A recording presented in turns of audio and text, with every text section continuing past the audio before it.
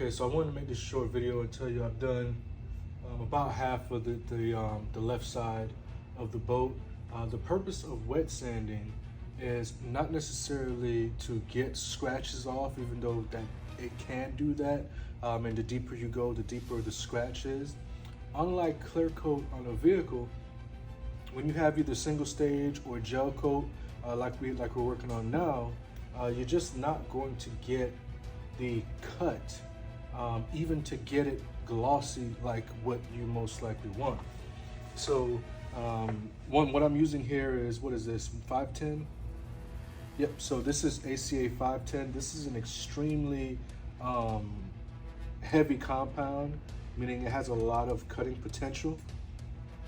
And I want to work on a little area and show you that yes, it's like, I know this is going to look a little better, but you're not going to get that shine without wet sanding. So just want to show you this.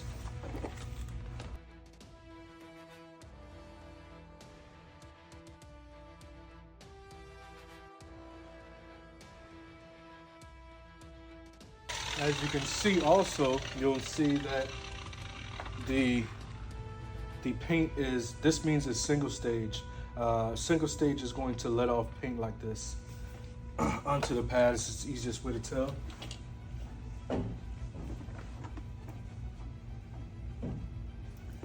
Okay, so let me show you this.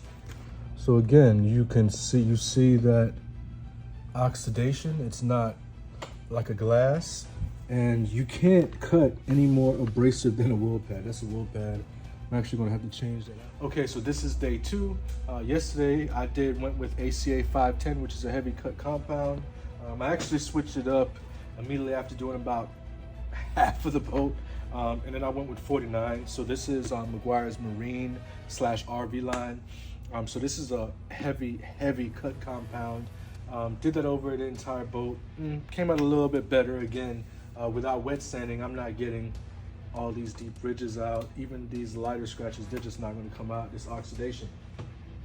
So you always want to follow up a rotary with a DA, which is a dual action polisher.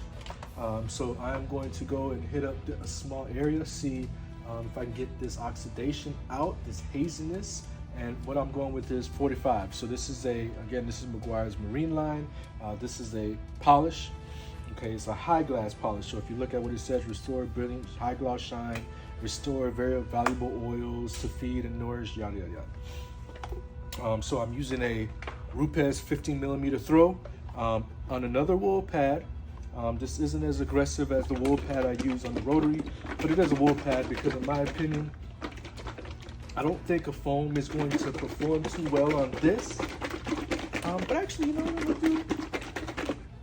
I'm gonna try a foam first.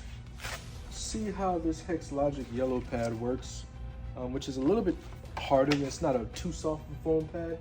I'm a little curious to how this will come out, because ideally this is the type of pad that I would want to use as a foam pad to get the most shine out of it. So don't mind all the talking. I like to educate, and that's the purpose of this channel. So let's see what we got here.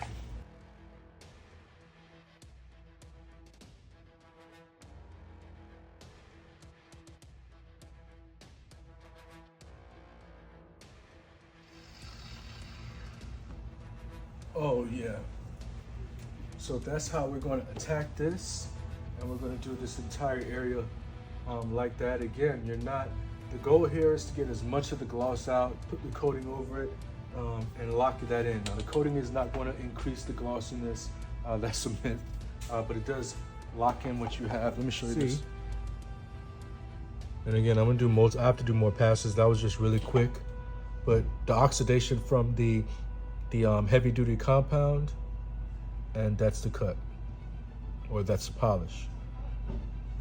So this is the difference. As you can see, it is a major improvement.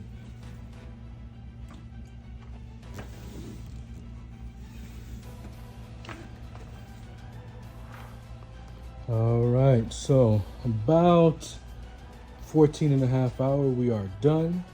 Again, is it perfect? No, because you really need to wet sand, but she looks really good. and the coating is going to lock in this look for the next 6 years.